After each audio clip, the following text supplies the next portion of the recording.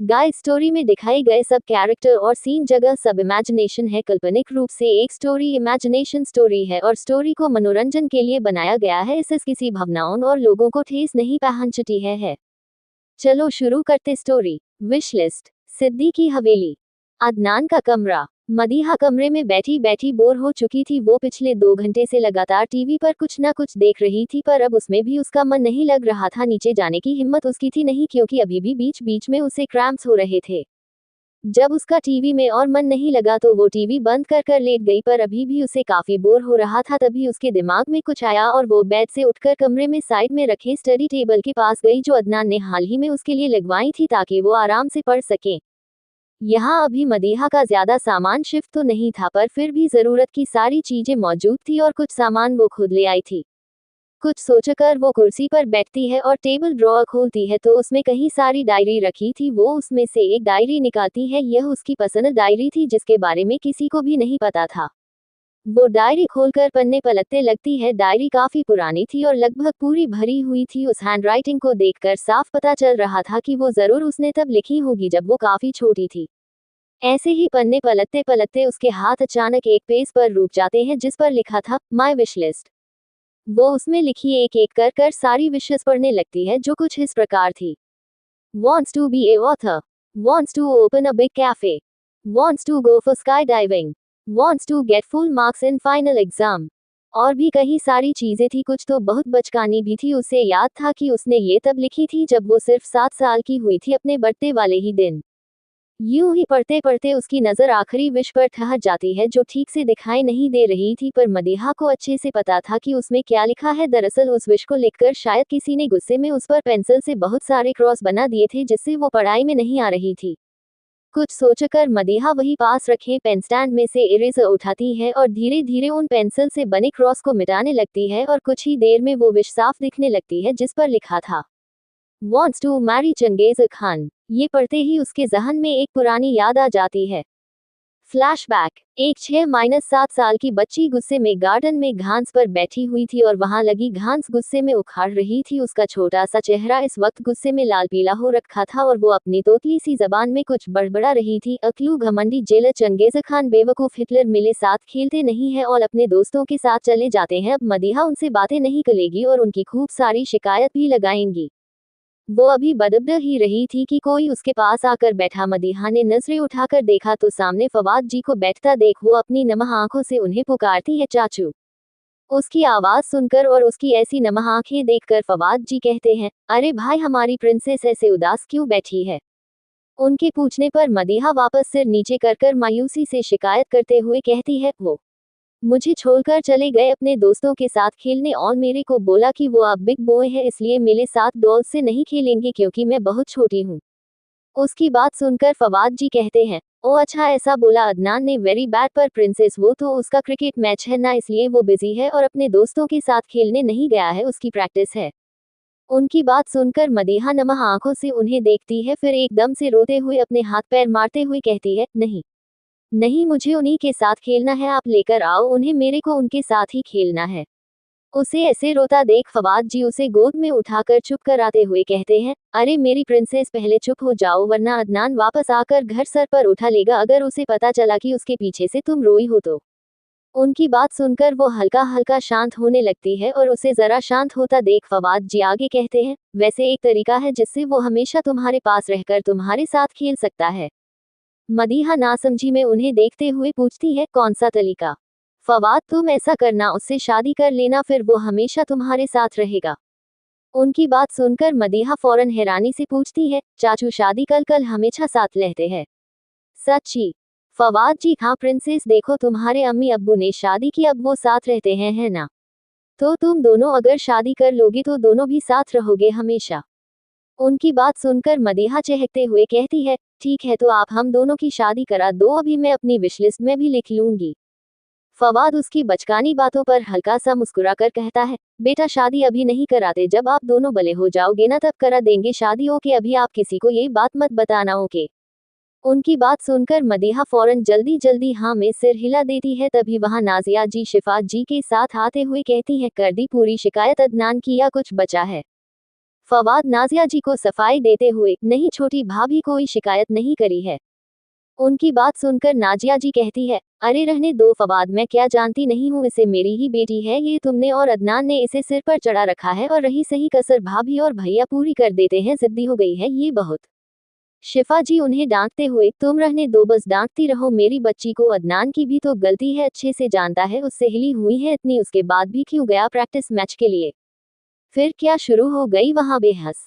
Flashback and. Madiha अपनी diary के उस पन्ने को देखते हुए खुद से कहती है, कितनी अजीब बात है ना, जो कभी मेरा ख्वाब हुआ करता था आज हकीकत में भी मैं उसे मंजूर नहीं कर पा रही हूँ। काश वो 2 साल में अपनी जिंदगी की भूल पाती, काश आप मुझे तब छोड़कर नहीं गए होते जब मुझे आपकी सबसे ज्यादा जरूरत थी, पर तब आप नहीं थे, और आज मुझे आपकी जरूरत नहीं है जब आपकी सबसे ज्यादा जरूरत थी, उस वक्त आप पास नहीं थे और आप सबसे ज्यादा करीब है। क्यों मेरी जिंदगी में वो सब हुआ, क्यों क्यों क्यों। वो अपने इन्हीं ख्यालों में खोई हुई सी दम से खिड़की से उठने को हुई, तभी गलती से उसका हाथ वही रखे पानी के जग पर पड़ा और पूरा का पूरा पानी उस पर गिर गया। ये देखकर वो एक गहरी सांस लेकर खुद से ही कहती है, मैं यकीनन किसी काम की नहीं हूँ।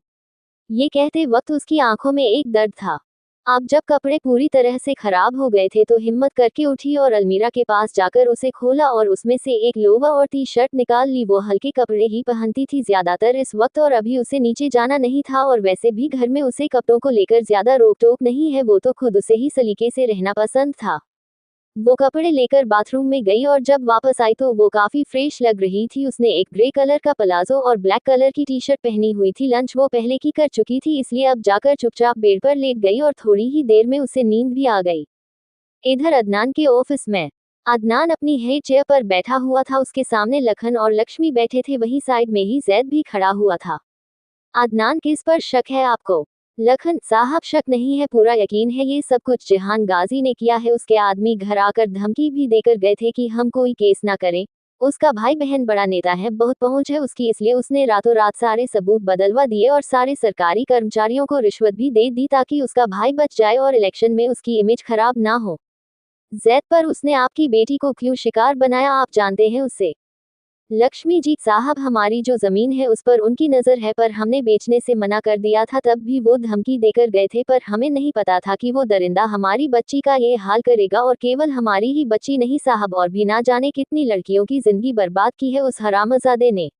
इतना कहकर वो रोने लगती है और वही उसे ऐसे रोता देख अदनान टेबल पर रखा पानी का गिलास उनकी तरफ बढ़ाता है तो वो सिसकते हुए ही पानी पीती है। अदनान जैद की तरफ देखकर, जन कुंडली तो निकालो जरा इस जिहान गाजी की, और हाँ पता करो इसके खिलाफ कोई और केस रजिस्टर है, साथ में कोर्ट में भी केस फाइल करो और अपनी तरफ से इन्वेस्टिगेशन शुरू करो। फिर थोड़ा रुककर आगे कहता है, और हाँ अपने कुछ आदमियों को लखन जी की सेफ्टी के लिए लगाओ, कोर्ट से नोटिस मिलते ही वो सबसे पहले इन्हीं के घर जाएंगे। फिर अपने पर्स से कुछ पैसे निकाल कर लखन जी की तरफ बढ़ाते हुए कहता है, इन्हें रखिए, कुछ दिनों तक आप घर में ही रहेंगे सेफ्टी पर्पस के लिए। वो पैसे देखकर लखन फौरन कहता है, नहीं नहीं साहब, इसकी जरूरत नहीं है, मैं गरीब जरूर हूँ पर गैरत वाला आदमी हूँ, ऐसे पैसे नहीं ले सकता, आप वैसे ही काफी कुछ कर रहे हैं हमारे लिए। अदनान, रख लीजिए लखन जी, समझ लीजिए मोहिनी का भाई दे रहा है। उसकी बात सुनकर लखन जी की आंखें नम हो जाती है, क्योंकि अदनान ने इनडायरेक्टली खुद का बेटा बोला था, इस बार वो पैसे ले लेते हैं। अदनान जैद से उन्हें घर छोड़कर आने का कहता है तो वो लोग उठकर जाने लगते हैं, तभी गलती से लक्ष्मी जी का हाथ वही रखे एक फोटोग्राफ पर रुक जाता है और वो फोटोग्राफ गिरने लगता है, पर अदनान फौरन फुर्ती में आकर उसे पकड़ लेता है। उस फोटो फ्रेम को गिरता देख अदनान की जैसे सांसें रुक गई थी, पर उसने उसे गिरने नहीं दिया। लक्ष्मी जी घबराते हुए, माफ कर दीजिएगा साहब, गलती से। अदनान, कोई बात नहीं।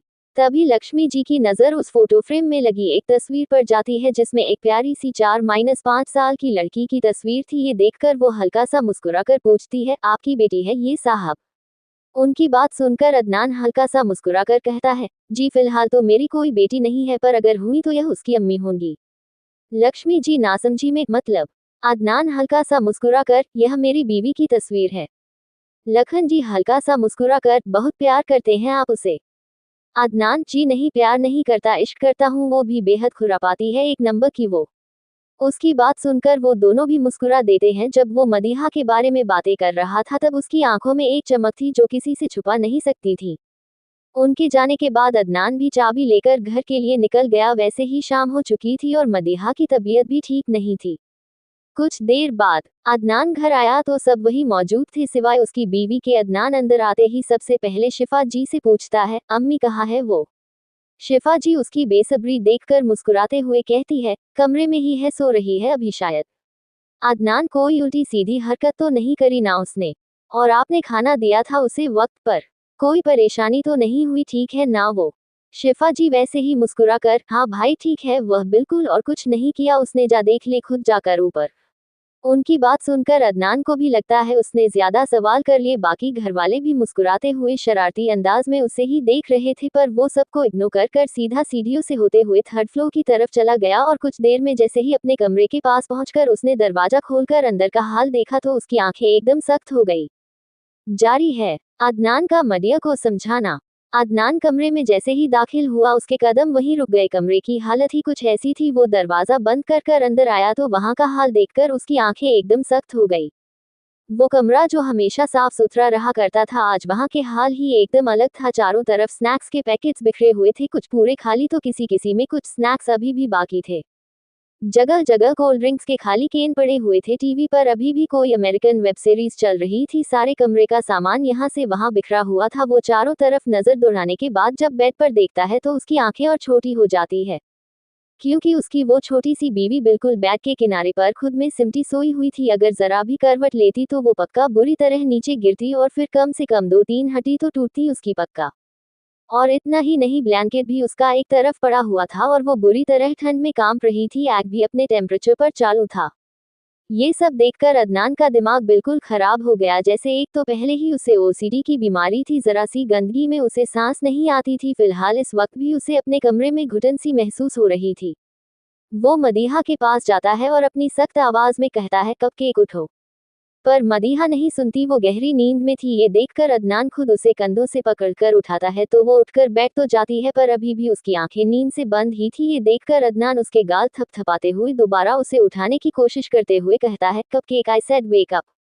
इस बार उसकी तेज आवाज सुनकर वो बड़ी मुश्किल से धीरे धीरे अपनी आंखें खोलती है, पर अभी भी उसे कुछ ठीक से दिखाई नहीं दे रहा था। वो लगभग नींद में ही थी, पर जब उसकी आंखें अदनान पर जाती है तो वो नींद में ही बोलती है, अब आप मेरे सपनों में भी आ रहे हैं। मेरी रियलिटी को तो आपने इतना जहन्नम बनाकर रखा है, अब सपनों में भी आकर मुझे डराना चाहते हैं।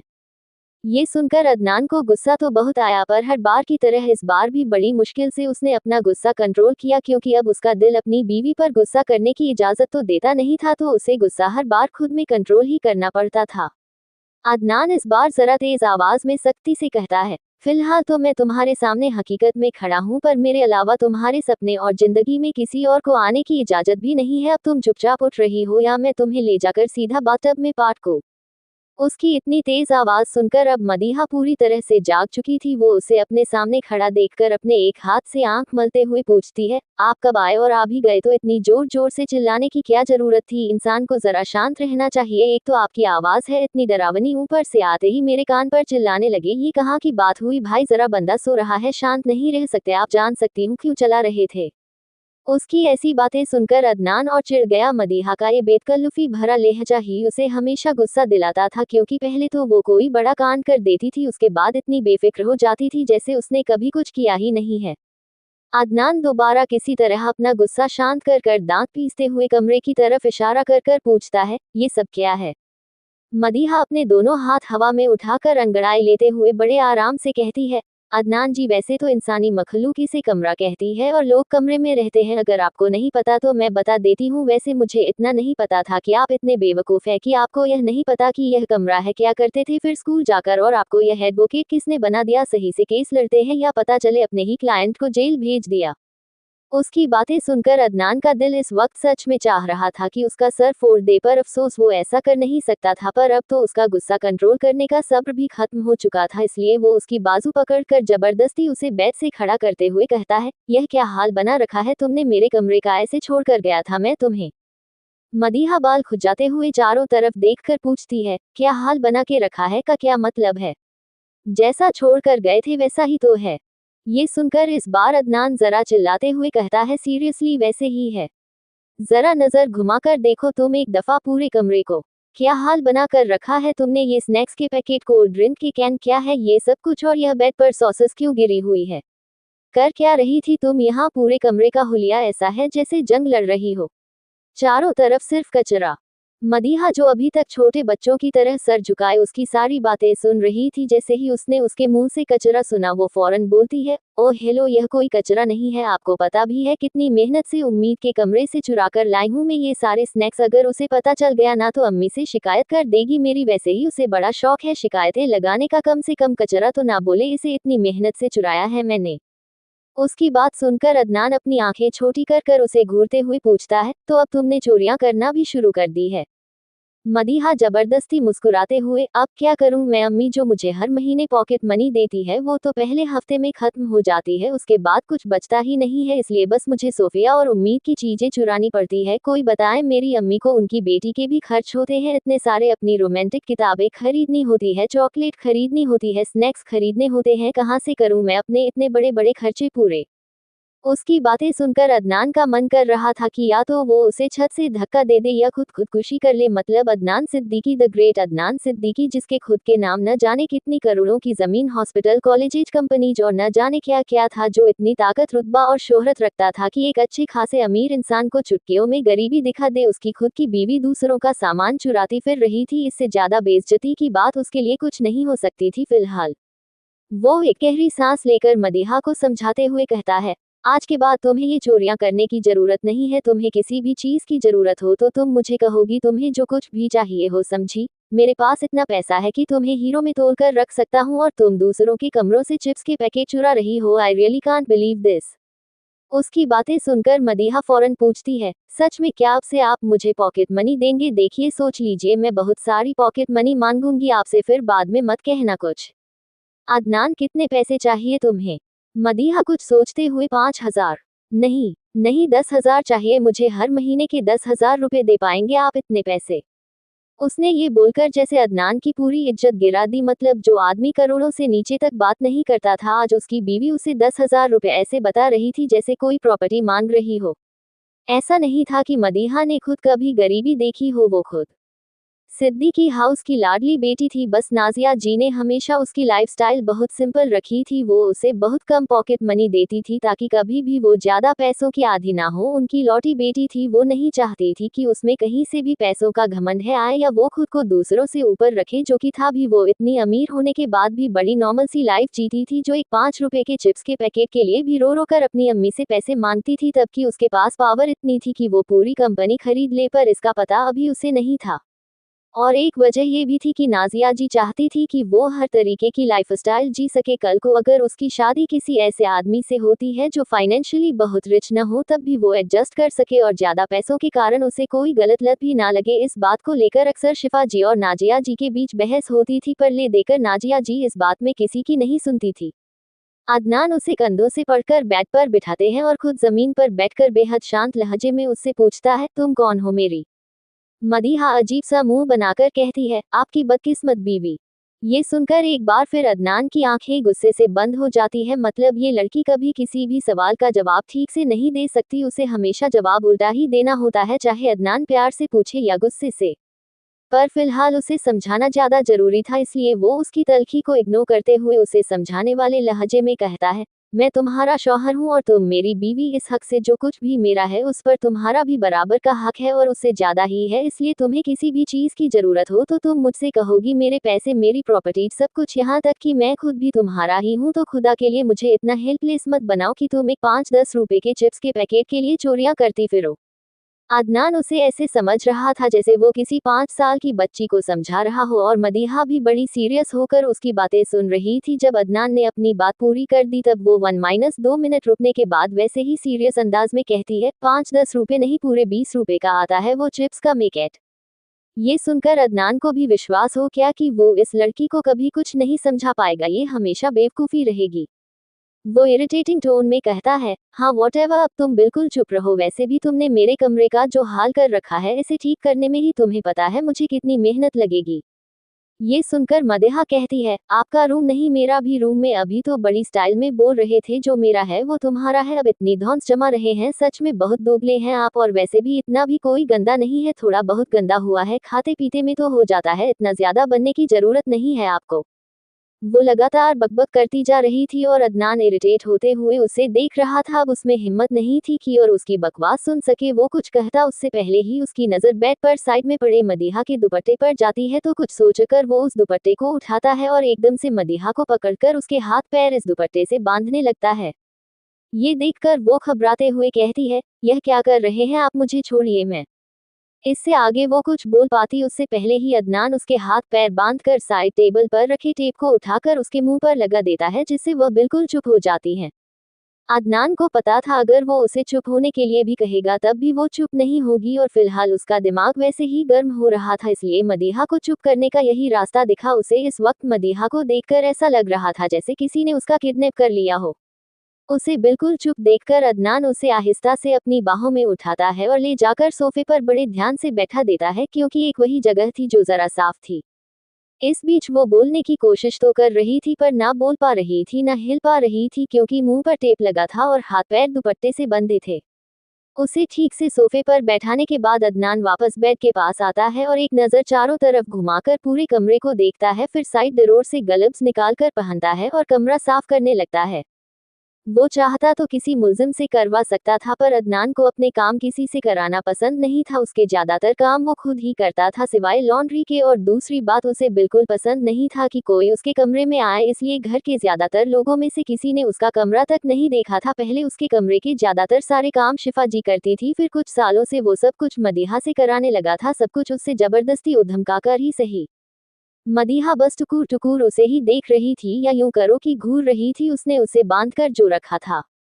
इधर दूसरी तरफ मिर्जा अपने केबिन में बैठा किसी फाइल को साइन कर रहा था, तभी उसका असिस्टेंट पवन वहां आकर जरा घबराते हुए कहता है, सर पता चला है उस लखन ने अपना केस कोर्ट में रजिस्टर कर दिया है। ये सुनते ही मिर्जा गुस्से में चिल्लाते हुए कहता है, व्हाट, ऐसा कैसे हो सकता है, उसकी इतनी औकात नहीं है कि वो अकेला अपने दम पर हमारे खिलाफ जा सके, और मैंने तुम्हें कहा था ना, जिसको जितनी रिश्वत देनी है दो, पर इस मामले को दबाओ। फिर कैसे हुआ ये? पवन डरते हुए, सर हमने सारे पुलिस वालों को रिश्वत दी थी, किसी ने फतक दर्शन करे, पता नहीं कैसे नॉर्मल सा मामूली किसान कोर्ट तक जा पहुंचा, पता चला है कोई उसे सपोर्ट कर रहा है और उसने किसी वकील को भी शायद हायर कर लिया है। मिर्जा गुस्से में अपने माथे पर हाथ फिराते हुए कहता है, पता करो कौन सा वकील हायर किया है उसने, और उस वकील का मुंह बंद करो, चाहे जितने पैसे देने पड़े, जितनी जल्दी हो सकता है इस केस को रफा दफा करो, जरूरत पड़ी तो लखन के परिवार वालों को भी उठा लो और मरवा दो, मुझे बस मामला शांत चाहिए, समझे, अब दफा हो यहाँ से। मिर्जा का गुस्सा देखकर पवन फौरन वहां से चला गया, पर वो लोग इस बात से अनजान थे कि उनकी जिंदगी में अदनान सिद्दीकी नाम का जलजला आ गया है। जारी है। You are so special to me. Adnan ने 20 मिनट में ही सारा कमरा बिल्कुल पहले की तरफ साफ सुथरा कर दिया। इस बीच मदीहा, जिसके हाथ पैर बांधकर अदनान ने उसे बैठाया था बेड पर, वो उसे ही बुरी तरह घूर रही थी।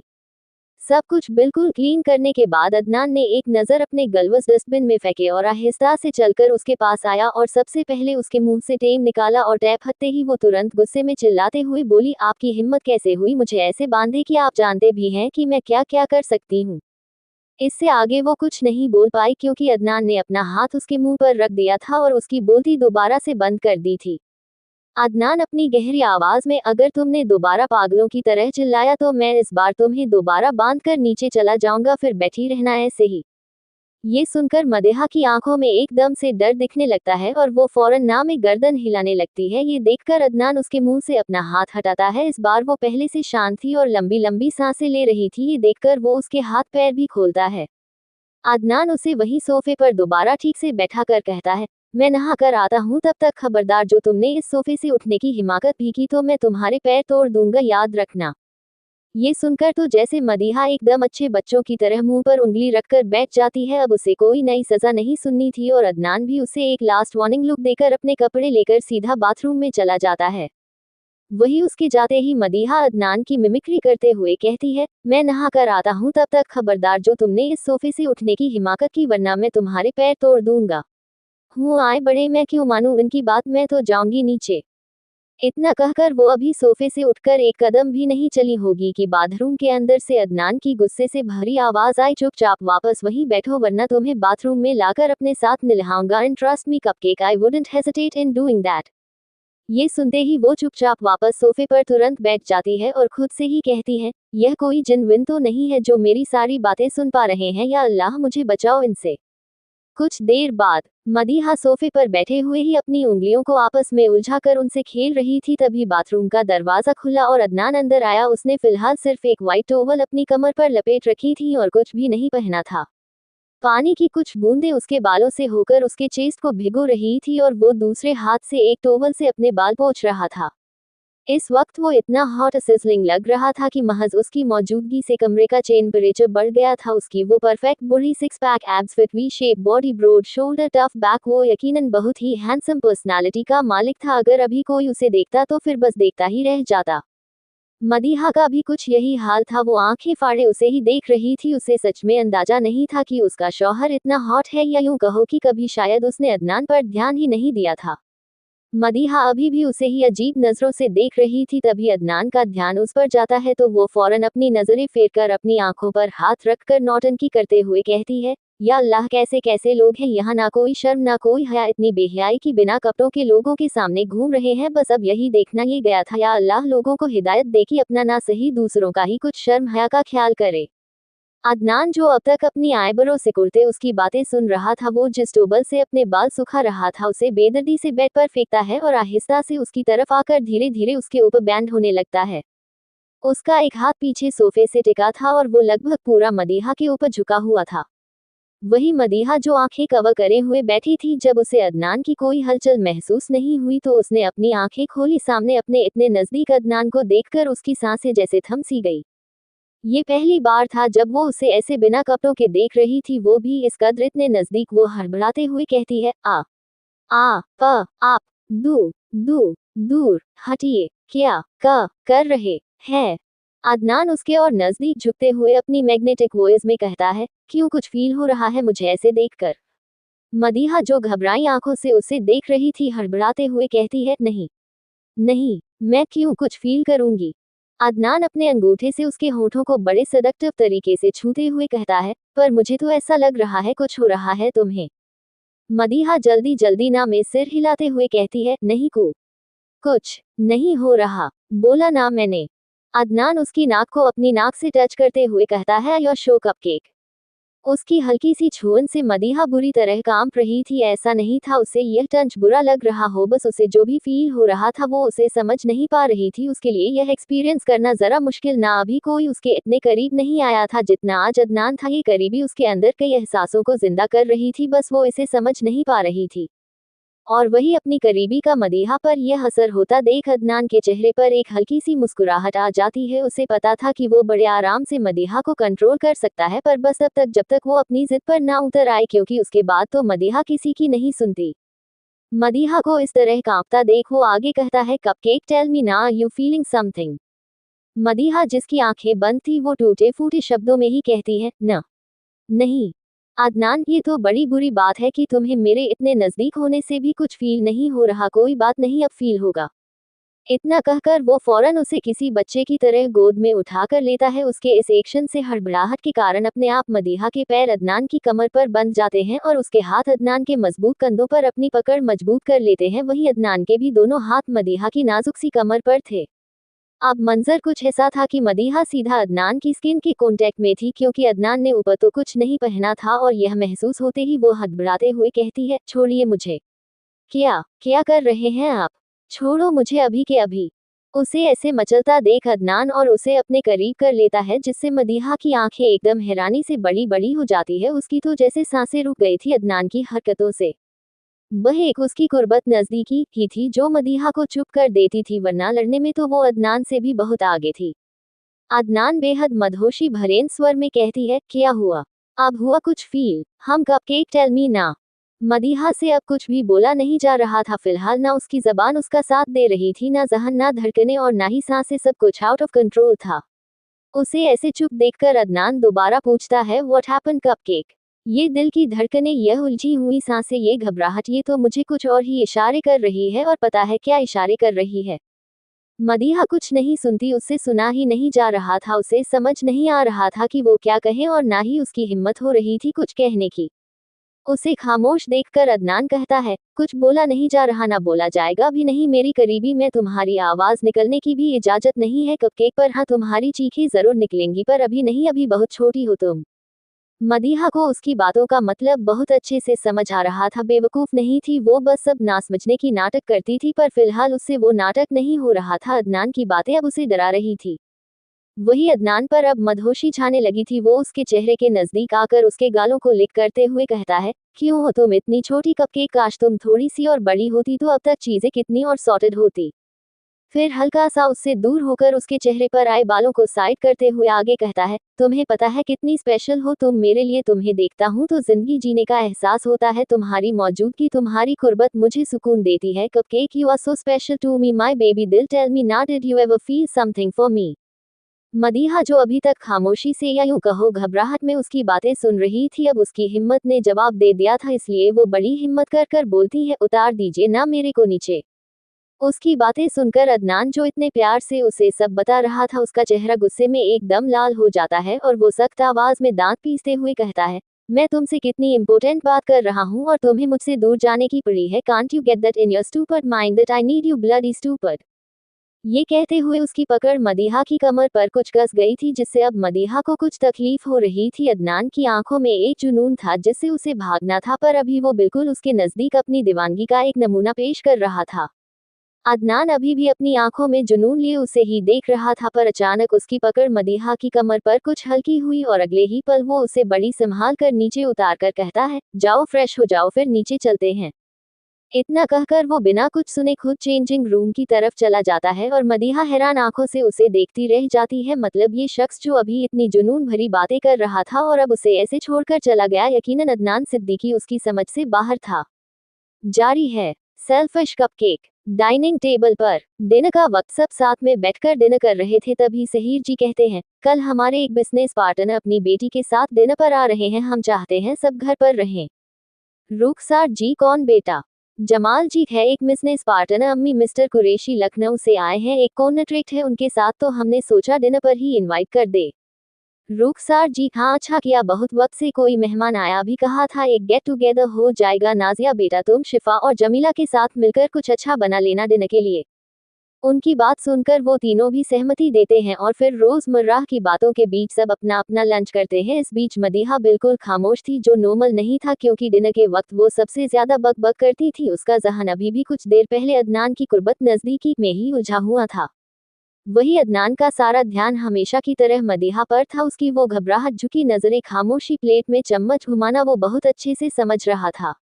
खाने के बाद सब अपने अपने कमरों की तरफ चले गए। वहीं मदीहा, सोफिया, उम्मीद, रियान और अजहान ने अपना कब्जा रुखसार जी के कमरे में जमा लिया। आज उनका काफी दिन बाद लूडो खेलने का प्लान था, जो मदीहा ने ही बनाया था। वो बस किसी भी तरह अदनान से बचना चाहती थी और उसका सबसे बेहतरीन तरीके उसे यही लगा। रियान, जिसकी किस्मत इस खेल में बहुत बुरी थी, वो अपनी गोटी ना खुलने पर चिढ़ते हुए कहता है, कैसा गेम है यह, मेरा तो छहा तक नहीं रहा और इस मदीहा की सारी गोटियां एक साथ खुल गई। अजहर उसके सिर पर मारते हुए, बेटा तुझे खेलना वैसे भी नहीं आता, अगर छा भी गई तो अभी तेरी गोटियां वापस मर जाएंगी, देखियो। रियान उसकी बात पर बुरी तरह चिढ़ गया, पर कहीं ना कहीं ये सच भी था, वो हमेशा इस खेल में हारता ही था। वो पांचों अभी हंसी मजाक करते हुए खेल ही रहे थे कि तभी अदनान, जो मदीहा का कमरे में इंतजार कर कर कर थक गया था, उसे ढूंढते हुए वहां आता है और उसे ऐसे परसुकून से खेलता देख उसकी आईब्रो सिकुड़ जाती है। मतलब कहाँ वो उसके इंतजार में परेशान हो रहा तो, और कहाँ यह मोहतरमा छह लाने की खुशी में दीवानी हुई जा रही थी। अदनान कमरे में अंदर दाखिल होकर उसके नजदीक जाता है और उसके बिल्कुल पीछे खड़े होकर अपनी सख्त आवाज में कहता है, अगर खेलना हो गया हो तो कमरे में चले बीवी। उसकी सख्त आवाज सुनकर सब उसकी तरफ देखते हैं और उसकी गुस्से में जल रही आंखें देखकर सबका चेहरे पर डर के भाव आ जाते हैं। वही मदीहा जब यह आवाज सुनकर पीछे देखती है तो अदनान को देखकर उसका भी कुछ हाल यही था। अदनान जितने गुस्से में उसे घूर रहा था, उसे पता था अब उसकी डांट पक्की है। रियान भाई, अभी तो खेलना स्टार्ट किया है, आप जाए ना आ जाएगी यह। रुखसार जी, हाँ बेटा खेलने दे। अदनान उन सबकी बातों को बड़ी शिद्दत से इग्नोर करते हुए मदीहा को भी घूरते हुए कहता है, सुनाई नहीं दी मैंने क्या कहा? उठो अभी के अभी। अदनान के इतने गुस्से में कहने पर मदीहा जल्दबाजी में उठने लगती है तो उसका पैर उसके कुर्ते में फंस जाता है और वो गिरने लगती है, तो अदनान फौरन उसे कमर से पकड़ लेता है और मदीहा के हाथ भी तुरंत उसके कंधों पर चले जाते हैं। वो वैसे भी बेड पर थी, अगर गिरती तो उस काफी लगती।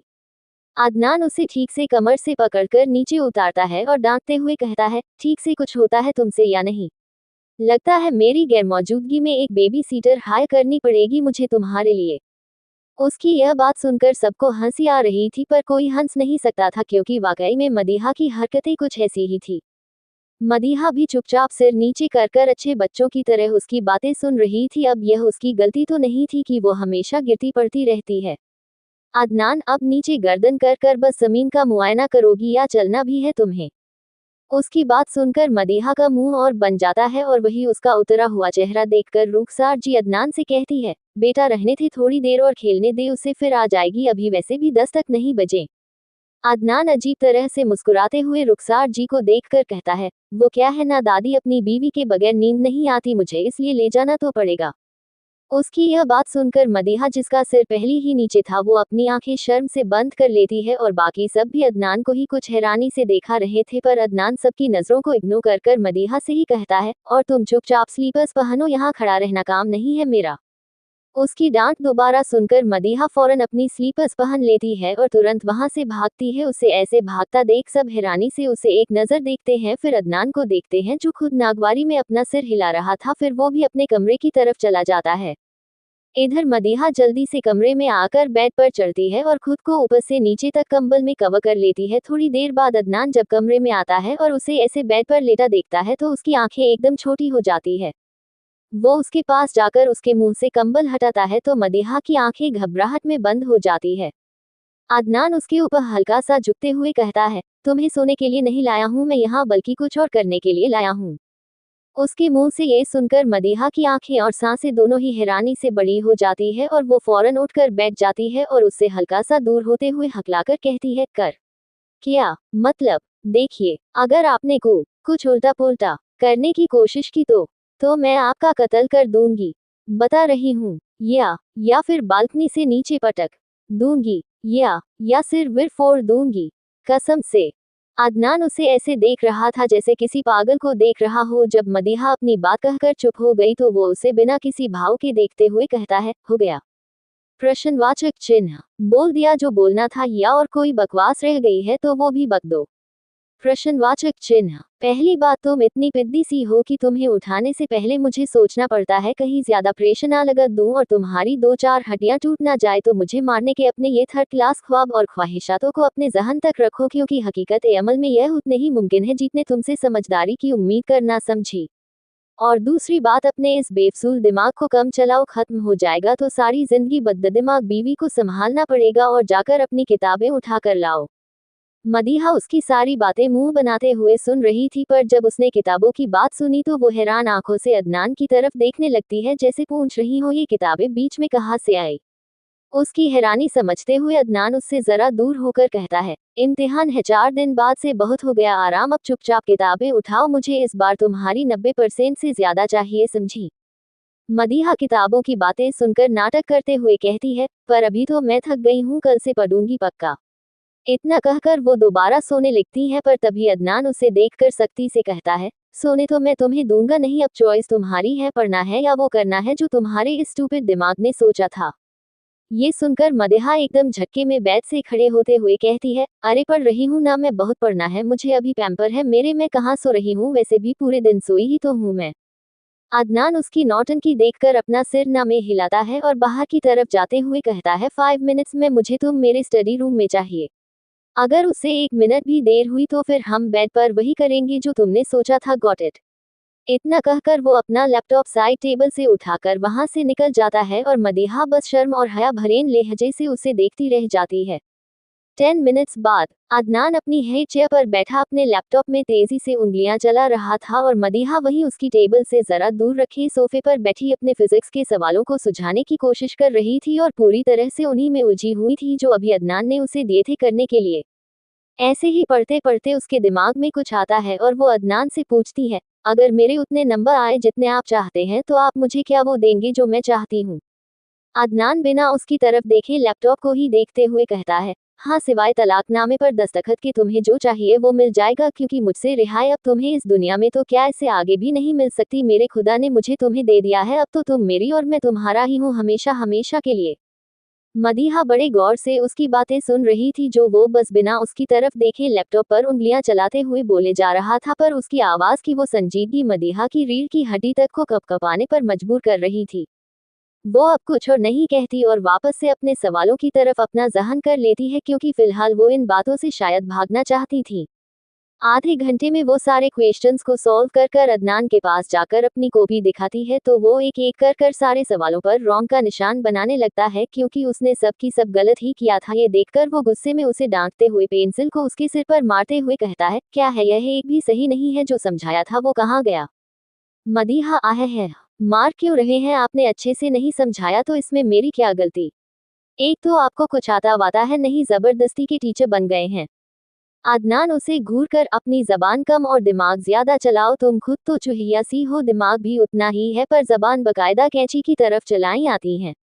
उसकी बात सुनकर वो उसे कुछ कहती उससे पहले ही अदनान उसे गुस्से वाला एलजी लुक देता है और दोबारा क्वेश्चन समझाने लगता है। इस बार वो ठीक से सब समझ रही थी।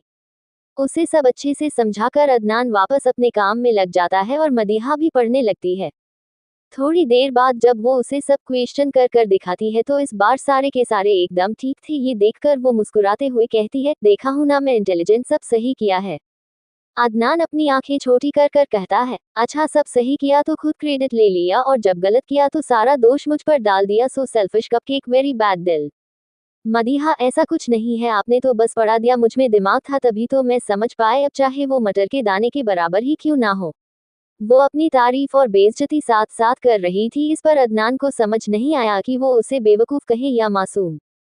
फिर वो उसे दूसरे सिलेबस के भी कुछ टॉपिक रिवाइज करने के लिए दे देता है। मदीहा का मन तो नहीं था और उसे नींद भी बहुत आ रही थी पर फिलहाल वो बेचारी कुछ नहीं कर सकती थी, इसलिए चुपचाप पढ़ने बैठ जाती है दोबारा। कुछ देर बाद अदनान की नज़र मदीहा पर जाती है जो बार बार झपकियां ले रही थी। उसे इतनी नींद आ रही थी कि उससे बैठा तब नहीं जा रहा था। ये देखकर वो बड़े प्यार से उससे पूछता है, नींद आ रही है? ये सुनकर मदीहा नींद में ही आंखें झपकाकर हाँ में इशारा करती है तो वो उसे हाथों के इशारे से अपने पास बुलाते हुए कहता है, कम हियर। ये सुनकर वो किसी तरह लड़खड़ाते हुए उसके पास जाती है तो अदनान उसे पकड़कर किसी छोटे बच्चे की तरह अपनी गोद में बैठा लेता है और उसका सिर अपने सीने पर लगाकर हल्का थपथपाते हुए कहता है, सो जाओ, अभी मुझे कुछ काम है, फिर मैं ले जाऊंगा रूम में। अगर कोई और वक्त होता तो अब तक मदीहा घबराकर उसकी गोद से उठ चुकी होती पर अभी ऐसा कुछ नहीं हुआ क्योंकि वो खुद होश में नहीं थी। उसकी आंखें बड़ी मुश्किल से खुल पा रही थी। अदनान के इस तरह सिर सहलाने पर वो धीरे धीरे नींद के आगोश में जाने लगी। उसे आराम से सोता देख अदनान ने जो शॉल खुद ओढ़ी थी वो उसे अच्छे से उठाए और एक हाथ से उसका सिर आहिस्ता आहिस्ता सहलाने लगा। उसका दूसरा हाथ अभी भी लैपटॉप पर ही था। जारी है। So hot. दूसरे दिन शाम 7 बजे सभी लोग आज जल्दी घर आ गए थे। अदनान भी फिलहाल अपने स्टडी रूम में था और मदीहा अपने ही कमरे में पढ़ाई कर रही थी। उसने अब इम्तिहान को अब बहुत सीरियस ले लिया था। उसे अपनी नॉवेल्स वापस चाहिए थी जो अदनान ने स्टोर रूम में बंद कर दिए थी, इसलिए उसने ठान लिया था अब खूब सारी पढ़ाई करेगी और अपनी नॉवेल्स वापस ले लेगी। इधर बाकी सब नीचे हॉल में मौजूद थे कि तभी डोर बेल बजती है। एक मुलाजिम दरवाजा खोलता है तो कुरैशी साहब अपनी वाइफ और बेटी साहिबा के साथ आए हुए थे। वो लोग अंदर आते हैं तो सहीर जी और पूरा परिवार उनका और उनकी फैमिली का इस्तकबाल करते हैं। मिस्टर कुरैशी का फर्नीचर का बहुत बड़ा बिजनेस था पूरे इंडिया में। उन्हें आज एक बहुत बड़ा कॉन्ट्रैक्ट साइन करना था जिसके लिए वो अपनी वाइफ और बेटी के साथ यहाँ आए हुए थे। उनकी बेटी साहिबा फिलहाल 22 साल की एक खूबसूरत औरत, बेहद मॉडर्न ख्यालातों की लड़की थी। अपनी सारी जवानी बाहर अमेरिका में पढ़कर उसने तालीम तो हासिल कर ली पर मॉडर्न कल्चर में वो इतना घुल गई कि तमीज़ और अदब का दायरा नहीं समझ पाए। कुरैशी साहब अपनी बेटी साहिबा से कहते हैं, बेटा सलाम करो सबको। उनके कहने पर वो जरा उखड़े अंदाजा में सबको सलाम करती हैं। वो सब मुस्कुराते हुए ही उसे देखते हैं। शबाना जी प्यार से उसके सिर पर हाथ फिराने के लिए बढ़ाती है तो वो फौरन पीछे होकर जरा खिसियाते हुए कहती है, hey please don't touch my hairs, मैंने बहुत मुश्किल से इन्हें स्टाइल किया है। उसकी टोन काफी रूड थी जिसे सुनकर शबाना जी जरा मायूस हो जाती है और बाकी घर वालों को भी थोड़ा बुरा लगता है। सोफिया, रियान और उम्मीद तो गुस्से में साहिबा को घूरने लगते हैं। मिस्टर एंड मिसेज कुरैशी को भी काफी इंसल्टिंग लगता है। वो अपनी बेटी के बिहेवियर से बहुत अच्छे से वाकिफ थे और उसे काफी समझा कर भी लाए थे पर फितरत कहाँ किसी की बदलती है। पर शबाना जी ने बड़प्पन दिखाते हुए मुस्कुराकर कहा, सॉरी बेटा, मुझे नहीं पता था, वैसे बहुत प्यारी हो आप। साहिबा जरा तकव्वुर घमंड से मुस्कुराते हुए कहती है, मुझे पता है पर फिर भी thank you for the compliment. Qureshi ji जब और अपनी बेटी के बिहेवियर से शर्मिंदा नहीं हो पाते तो मुस्कुराते हुए बात बदल कर कहते हैं, अरे सहर साहब, आपने अपने बड़े बेटे से तो मिलाया ही नहीं, बड़ी ख्वाहिश है उससे मिलने की, उसकी सक्सेस स्टोरीज तो हर दिन लगभग अखबार की हेडलाइन होती है। उनकी बात सुनकर सभी घरवालों के चेहरे पर एक बड़ी सी मुस्कुराहट आ जाती है। वही सहर जी का तो सीना जैसे गर्व से चौड़ा हो गया था। आज न जाने कितने लोग उन्हें बिजनेसमैन के तौर पर नहीं बल्कि अदनान के बाप के तौर पर जानते थे और इससे ज्यादा गर्व की बात उनके लिए कुछ नहीं हो सकती थी। वो वैसे ही मुस्कुराते हुए कहते हैं, वो अपने स्टडी रूम में है, मैं उसे बुलवाता हूँ, just give me a second, तब तक आप लोग बैठे, हमें भी जरा मेहमान नवाजी का मौका दीजिए। इतना कहकर वो पास खड़े मुलाजिम को अदनान के स्टडी रूम की तरफ भेजते हैं और बाकी लोग भी सब सोफों पर अपनी अपनी जगह बैठते हैं और सहर जी कुरैशी फैमिली से बाकी सबका तारुफ परिचय कराने लगते हैं। इस बीच साहिबा बड़े एटीट्यूड से सबको देख रही थी। उसके चेहरे पर घमंड और तकव्वुर साफ दिख रहा था और ये देखकर उम्मीद धीरे से सोफिया और रियान के कान में कहती है, जरा देखो तो कैसे उल्टे सीधे मुंह बना रही थी, she is so negative. Riyan, बचपन से ही बाप के पैसों पर ऐश करने के कुछ यही नतीजे हैं, अब समझ आ रहा है हमारे घर वालों ने क्यों हमारे ऐशो आराम और बेफसूल ख्वाहिशातों पर इतनी रोक टोक क्यों लगा रखी है। सोफिया साहिबा को घूरते हुए, देखा तुम लोगों ने अभी कैसे डिसरिस्पेक्ट किया, इसने अम्मी को, दिल तो चाह रहा था मुंह तोड़ दूं इसका। ये कहते वक्त उसके चेहरे पर गुस्सा साफ दिख रहा था और यह महसूस कर कर उसके बगल में बैठा अजहन उसे शांत करते हुए उसके कान में धीरे से कहता है, सुशांत अभी मेहमान है हमारे, okay be a good girl now on behave. उसकी बात सुनकर सोफिया जरा शांत हो जाती है। सब बातों में ही मशरूफ थे कि किसी के सीढ़ियों से नीचे उतरने की आवाज आती है। सब वहां देखते हैं तो यह अदनान था जो अपनी स्लीव्स फोल्ड करते हुए बड़ी बेतकल्लुफी में नीचे उतर रहा था। फिलहाल उसने एक सफेद रंग का कुर्ता पजामा पहना हुआ था जो वो ज्यादातर घर पर पहनता है। उसे देखकर सबका ध्यान उस पर ही ठहर जाता है। यह मुमकिन था भी नहीं कि उसकी मौजूदगी में कोई किसी और को तवज्जो दे पाए, फिर चाहे घर वालों हो या बाहर वाले। साहिबा तो मुंह खोले उसे ही देख रही थी। उसने अपनी जिंदगी में शायद आज तक इतना हैंडसम और स्ट्रॉन्ग पर्सनैलिटी वाला मर्द नहीं देखा था। अदनान की पर्सनालिटी एकदम अलग थी, उसके लुक्स, उसकी आवाज, उसकी मौजूदगी, उसका वो कोल्ड और dominating aura, tough look, hot and fit body, sharp features. वो एक ऐसा मर्द था जिसे जो देखे अपनी जिंदगी का मकसद बना ले, सिवाय एक बेवकूफ लड़की के जो उसके दिल पर राज करती थी। साहिबा खुद हिप्नोटाइज होकर बस उसे देखे जा रही थी और उसके मुंह से बस यही कुछ शब्द निकले, सो हॉट फायर। उसने ये जरा धीमी आवाज में कहा था जिसके कारण बाकी घर वालों को तो कुछ सुनाई नहीं दिया, पर उसके पास वाले सोफे पर बैठी सोफिया, उम्मीद, रियान और अजहर के कानों में बराबर उसकी आवाज आई। और उसकी आवाज सुनकर सोफिया गुस्से में चिढ़ते हुए पर धीमी आवाज में कहती है, या अल्लाह, देखो जरा कैसे मेरे भाई पर नजर डाल रही है, और यह मदीहा कहाँ है, उसके शौहर पर कोई नजर डाल रहा है और वो पता नहीं कहाँ गायब है, आज ही पढ़ लेगी क्या सारा। उम्मीद उसके कान में हल्का सा कहती है, अभी थोड़ी देर पहले मुलाजिमा गई तो थी, बुलाने आती होगी। अजहर जो उनकी खुसर पुसर सुन रहा था हल्का सा डांटते हुए कहता है, चुप रहो तुम सब एकदम। उसकी बात सुनकर वो सब भी चुपचाप बैठ जाते हैं। अब भाई अजहन का भी कुछ रोल था। अब तक अदनान भी वहां आ गया था। उसे देखकर मिस्टर कुरैशी के चेहरे पर एक बड़ी मुस्कुराहट आ जाती है और वो उसके रोब के आगे झुकते हुए खुद खड़े होते हैं और उसके आगे हाथ बढ़ाते हैं। तो अदनान भी बिना किसी भाव के उनसे हाथ मिला लेता है। उसके चेहरे पर संजीदगी अभी भी कायम थी। मिस्टर कुरैशी मुस्कुराते हुए कहते हैं, बहुत नाम सुना है तुम्हारा बेटा, तुम जैसे इतनी कम उम्र में इतने काबिल वकील को हमने पहली बार देखा है। उनकी बात सुनकर अदनान हल्का सा तल्खी से मुस्कुराते हुए कहता है, उम्र तो सिर्फ चंद नंबर्स है, वरना टैलेंट और मेहनत उम्र के मोहताज कहा। उसकी बात सुनकर मिस्टर कुरैशी और इम्प्रेस हो जाते हैं और एक नज़र साहिबा को देखते हैं जो अभी अभी मुस्कुराते हुए अदनान को निहार रही थी, पर अदनान ने उसकी तरफ देखा तक नहीं था। मिस्टर कुरैशी आज यहाँ कुछ सोचकर आए थे और अदनान से पर्सनली मिलकर उनकी वो ख्वाहिश जैसे और पक्की हो गई। वही साहिबा ने जब अदनान को खुद को इस तरह इग्नोर करता देखा तो वो बहुत चिढ़ गई। किसी ने आज तक उसे नजरअंदाज नहीं किया था। लड़के उसकी एक नज़र के लिए मरते थे और आज यहाँ जिस पर उसकी नजरें ठहरी हैं वो उसे देख तक नहीं रहा। ये तो उसके ईगो पर बात आ गई थी, इसलिए वो खुद को नोटिस कराने के लिए अदनान के सामने जाकर खड़ी हो जाती है और अपना हाथ आगे करते हुए बड़ी अदा के साथ मुस्कुराते हुए कहती है, हाय, आई एम साहिबा कुरैशी। पर अदनान ने जैसे उसकी बात सुनी ही नहीं और ना ही उसकी तरफ देखा। वो बल्कि चारों तरफ देख रहा था जैसे किसी को ढूंढ रहा हो, पर जब उसे वो नहीं मिली जिसकी तलाश उसकी आंखों और उसके दिल को थी तो वो सीधा शिफा जी की तरफ देखकर पूछता है, अम्मी कपकेक कहाँ है। उसके पूछने पर शिफा जी हल्का सा मुस्कुराकर कहती है, अभी भेजा तो था, थोड़ी देर पहले मुलाजिमा को आए ही नहीं, पता नहीं कितना पढ़ना है उसे, मैं दोबारा भेजती हूँ किसी को। उनकी बात सुनकर अदनान कहता है, आप रुकिए, मैं लाता हूँ उसे। ये कहकर वो जाना लगता है कि तभी साहिबा फौरन उसकी एक बाजू पकड़ कर कहती है, अरे आप क्यों जा रहे हैं, पूछिए, दरअसल आपसे लॉ से रिलेटेड कुछ कुछ सवाल करने हैं, दरअसल मेरा भी प्लान है लॉ पढ़ने का। तो वो अभी इतना ही कह पाई थी कि अदनान अपनी बाजू बड़ी बेदर्दी से उसके हाथों से छुड़ाता है और अपनी सख्त आंखों से उसे घूरते हुए कहता है, don't you dare to touch me again, मुझे अनजान लोगों की छुअन पसंद नहीं है, और हाँ, मैंने कोई लॉ यूनिवर्सिटी नहीं खोल रखी है, तो मुझसे पूछने की बजाय यूज योर फोन। इतना कहकर वो वहां से चला जाता है और साहिबा बस उसे देखती रह जाती है। ये पहली बार था जब किसी ने उसकी बेइज्जती की थी, वो भी इतनी बुरी तरह से, पर अब उसे अदनान की हसरत होने लगी थी। वो एक नज़र में उसकी जिद बन गया था जैसे। पर हमारी बच्चा पार्टी और खासकर कि सोफिया तो बहुत खुश थी, उसे जैसे जन्नत मिल गई हो साहिबा की बेइज्जती होता देख।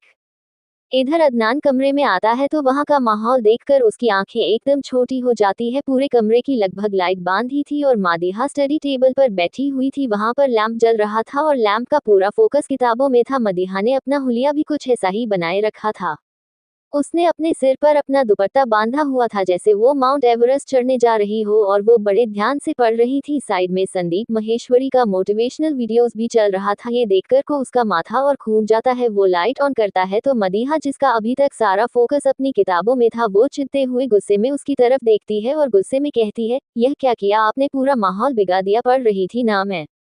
अदनान उसके पास आकर सबसे पहले वो संदीप महेश्वरी की स्पीच बंद करता है और उसके सिर पर बंधा दुपट्टा खोलते हुए कहता है, बहुत हो गया तुम्हारा पढ़ाई करो अभियान, अब नीचे मेहमान आए हैं तो चलो। अदनान की बात सुनकर वो वैसे ही झुंझलाते हुए कहती है, आए हैं तो क्या करूं मैं, खाना वाना खिलाओ उन्हें और टाटा बाएं बाएं करो, मैं क्या करूं इसमें, उन्हें अपने हाथों से खिलाऊं।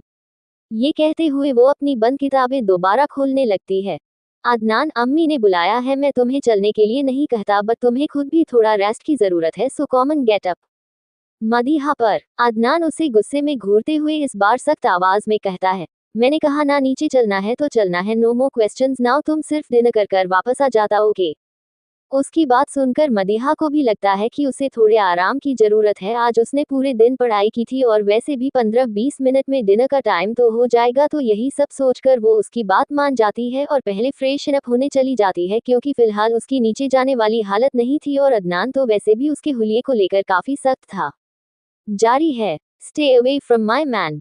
अदनान मदीहा का हाथ पकड़कर उसे नीचे लाता है। मदीहा ने कपड़े नहीं बदले थे, वो वही पहनी थी जो उसने पहले पहना हुआ था, एक पिंक कलर का सूट जिस पर ग्रे कलर का डिजाइन बना हुआ था, होंठों पर हल्की सी पिंक लिपस्टिक और आंखों में गहरा काजल, बस इतना ही। उसे वैसे भी ज्यादा सजना संवरना बेफसूल के काम लगते थे। वो अदनान के साथ नीचे आती हैं तो मिस्टर एंड मिसेज कुरैशी नासमझी में उसे ही देख रहे थे। वहीं साहिबा का सारा ध्यान सिर्फ और सिर्फ उसके हाथ पर था जिसे अभी अदनान ने पकड़ा था, और ये देखकर उसके गुस्से में कुछ इजाफा हुआ। उसे याद आया कि कैसे कभी थोड़ी देर पहले अदनान ने सबसे सामने बुरी तरह उसका हाथ झटका था। वो लोग नीचे आए तो मदीहा ने सबको बड़े एहतराम इज्जत के साथ सलाम किया और अदनान से अपना हाथ छुड़ाकर सोफिया के बगल में आकर खड़ी हो गई, और यह बात अदनान को कुछ खास पसंद नहीं आई। मदीहा को लेकर वो सबसे ज्यादा सोफिया से ही इनसिक्योर होता था। इस बीच मिस्टर कुरैशी और मिसेज कुरैशी मुस्कुराते हुए उसे देख रहे थे। उसकी उस मासूम सी पर्सनैलिटी से वो लोग काफी इम्प्रेस हुए थे। ऐसा नहीं था कि मदीहा बेहद खूबसूरत थी, पर हाँ, उसकी शख्सियत में कुछ था जो उसे सबसे मुख्तलिफ अलग बनाता था। मिस्टर कुरैशी मुस्कुराते हुए, अरे यह इतनी प्यारी बच्ची कौन है? मिसेज कुरैशी, हाँ माशाअल्लाह से बहुत ही प्यारी है। जमाल जी मुस्कुराते हुए, मेरी बेटी है, वो ज्यादा लोगों से मिलती जुलती नहीं है, घर पर ही रहती है, इसलिए ज्यादा लोग जानते नहीं है उसे। जमाल जी ने उन्हें यह नहीं बताया था कि मदीहा का अदनान से भी एक रिश्ता है, क्योंकि घर वालों ने डिसाइड किया था कि जब तक वो लोग एक प्रॉपर पब्लिक अनाउंसमेंट नहीं कर देते तब तक किसी को कुछ नहीं बताएंगे। अदनान भी इस बात के लिए राजी था, पर बस तक जब तक कोई क्रिटिकल सिचुएशन नहीं आ जाती, वरना उसका बस चले तो सबको चिल्ला चिल्ला कर बता दें। सोफिया खिसियाते हुए ही आहिस्ता से मदीहा से कहती है, कहाँ मर गई थी तुम? मदीहा, अरे क्या हो गया, इतना चिढ़ क्यों रही हो? सोफिया, चिढ़ना मुझे नहीं तुम्हें चाहिए, देखो जरा ये चुड़ैल, साहिबा की तरफ इशारा करते हुए, कैसे तुम्हारे शौहर को घूर रही है।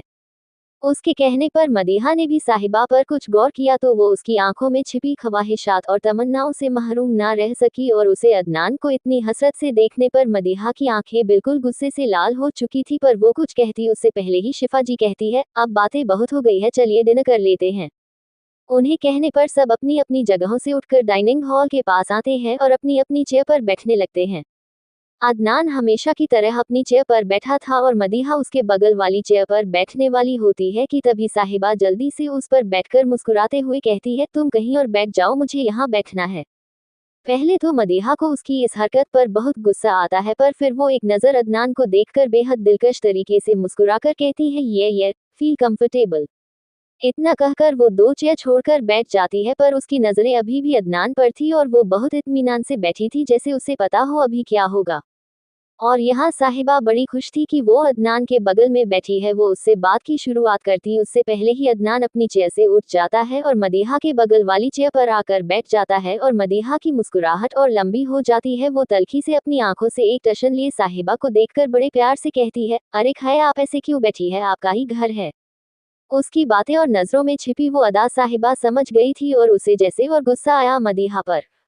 बाकी घर वाले तो समझ रहे थे, पर मिस्टर कुरैशी और मिसेज कुरैशी को अदनान का मदीहा की तरफ वो झुकाव समझ आ रहा था, पर उन्होंने उसे जैसे नजरअंदाज किया। इधर मदीहा को बड़ा मजा आ रहा था साहिबा के एक्सप्रेशन देखकर। वो उसे और चिढ़ाने के लिए बड़े प्यार से मुस्कुराते हुए अदनान को डिनर सर्व करने लगती है। यह एक झटका था अदनान के लिए, जो लड़की उसे ठीक से देखती तक नहीं थी आज इतने प्यार से उसे खाना सर्व कर रही थी। अब उसे कौन समझाए कि वो ऐसा क्यों कर रही थी, और यहाँ साहिबा का तो जल जल कर बुरा हाल था। सब लोग खाना खा ही रहे थे, तभी मिसेज कुरैशी मिस्टर कुरैशी को कुछ इशारा करती हैं तो वो मुस्कुरा कर सहीर जी से कहते हैं, सहीर जी, हमें आपसे कुछ बात करनी थी अपनी बेटी के हवाले से। सहीर जी नासमझी में, जी कहिए। मिस्टर कुरैशी, देखिए, हमारी एक ही बेटी है साहिबा, हमारा जो कुछ भी है सब इसी का है, बहुत होशियार है हमारी बेटी, उतनी ही खूबसूरत भी। हम चाहते हैं कि साहिबा और अदनान ना रिश्ता कर दे। ये सुनते ही मदीहा, जिसने अभी पहला निवाला खाया ही था, वो जोर जोर से खांसने लगती है। ये देखकर अदनान फौरन उसकी पीठ से हिलाते हुए पानी का ग्लास उसकी तरफ बढ़ाता है और बड़े प्यार से उसे पानी पिलाते हुए शांत करने की कोशिश करते हुए कहता है, शुश, आराम से पानी पियो। बाकी सब भी जरा परेशान हो गए थे। थोड़ी देर बाद जब वो शांत हो जाती है तो सबको चैन मिलता है और मिसेस कुरैशी कहती है, तो क्या ख्याल है आपका इस बारे में। कोई और उनकी बात पर कुछ कहता उससे पहले ही अदनान अपनी सख्त आवाज में कहता है, कोई ख्याल नहीं है हमारा इस बारे में, और आप भी ऐसा कोई ख्याल ना रखें तो बेहतर होगा। आप लोग यहाँ कॉन्ट्रैक्ट के लिए आए हैं तो उसी पर फोकस कीजिए, रिश्तों पर नहीं, वरना क्या पता ना आपका कॉन्ट्रैक्ट बचे और ना कंपनी। उसकी आवाज में धमकी दी और यह किसी से छिपी नहीं, पर मिसेज कुरैशी को उसका इनकार कुछ पसंद नहीं आया, इसलिए वो दोबारा कहती है, पर क्यों, क्या कमी है हमारी बेटी में, खूबसूरत है, अच्छे बैकग्राउंड से, इंटेलिजेंट है, और कभी ना कभी तो शादी करोगे ना बेटा तुम। अदनान उनकी बात सुनकर हल्का सा मुस्कुरा कर, करूंगा नहीं, कर चुका हूँ। I don't know who told you that I am single, but जिसने भी बताया है गलत बताया है। मेरा निकाह पहले ही उस लड़की से हो गया है जो मेरे लिए बेहतरीन है, और अब उसके अलावा बाकी सारी लड़कियां मेरे लिए हराम है। उसकी बात सुनकर मिस्टर कुरैशी, मिसेज कुरैशी और साहिबा तीनों को यकीन नहीं हुआ, क्योंकि अदनान कोई आम इंसान तो नहीं था, किसी सेलिब्रिटी से ज्यादा फैन फॉलोइंग थी उसकी। अगर वो कहीं नॉर्मली भी दिख जाए तो तस्वीरें सोशल मीडिया पर वायरल हो जाए, पर यहाँ तो वो कह रहा था उसकी शादी हो चुकी है। साहिबा को शायद कुछ कुछ अंदाजा लग चुका था, उससे सब्र नहीं हुआ तो वो पूछती है, कौन है आपकी वाइफ। उसकी बात सुनकर अदनान मदीहा की तरफ देखकर प्यार से उसकी प्लेट में रोटी सर्व करते हुए कहता है, चाचू ने आपका ठीक से तारुफ नहीं करवाया। खैर, मदीहा की आंखों में देखकर, ये ही है मेरी जिंदगी, मेरी बेगम Madiha Adnan Siddiqui, my beautiful wife. उसके मुंह से ये सुनकर अब मिस्टर और मिसेज कुरैशी को इतनी हैरानी नहीं हुई, क्योंकि जिस तरह से वो मदीहा को देख रहा था, उसकी केयर कर रहा था, उन्हें समझते देर नहीं लगी थी। पर साहिबा, वो तो ऐसे मदीहा को घूर रही थी जैसे अभी उसका कत्ल कर देगी। रुखसार जी बात संभालते हुए कहती हैं, अरे क्या हुआ भाई अदनान, ना सही कोई और लड़का मिल जाएगा साहिबा को भी, आप लोग फिक्र ना करें। कुरैशी जी मुस्कुराते हुए, जी आपने ठीक कहा, पर अदनान जैसा तो नहीं मिलेगा ना। खैर, इसमें हम कुछ नहीं कर सकते, तो डिनर ही एंजॉय कर लेते हैं। उनकी बात सुनकर सब मुस्कुराते हैं। अब सबको यकीन हो गया था कि उन्होंने बात को बुरा नहीं माना, और वैसे भी कुरैशी साहब भी बहुत अच्छे से जानते थे कि अदनान की पहुंच कितनी है। वो किसी भी तरह से उसके साथ जोर जबरदस्ती नहीं कर सकते थे। अगर अदनान को गुस्सा आया या उसका दिमाग सटका तो वो का झटके में उनकी कंपनी बर्बाद कर सकता था, इसलिए उन्होंने इस बात को भूल जाना ही बेहतर समझा। और मिसेज कुरैशी भी अपने हस्बैंड की खामोशी को समझ गई थी, इसलिए वो भी वापस मुस्कुराते हुए सबसे बातें करने लगती हैं। पर साहिब, उसकी नज़र अभी भी मदीहा और अदनान पर थी। वह इतनी आसानी से हारने वाली नहीं थी, और शायद यही उसकी सबसे बड़ी गलती होने वाली थी।